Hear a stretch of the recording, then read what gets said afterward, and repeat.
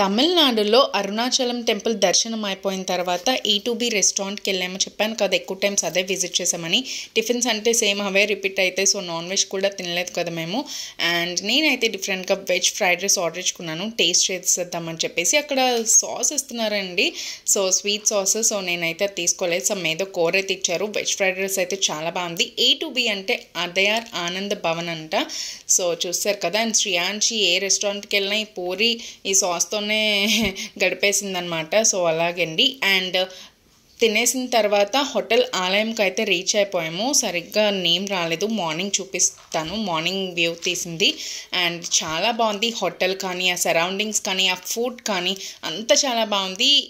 ఇక్కడ complementary tiffin ఇచ్చారు, breakfast ఇచ్చారని చెప్పాను కదా. సో అది కూడా వ్లాగ్ పెట్టాను, చూసేయండి. అండ్ ఫుల్ రూమ్ టూర్ అయితే తీసేసాను, చూసేయండి. నెక్స్ట్ వ్లాగ్లో పెడతాను. And please subscribe to our channel అండి. Bye, thank you.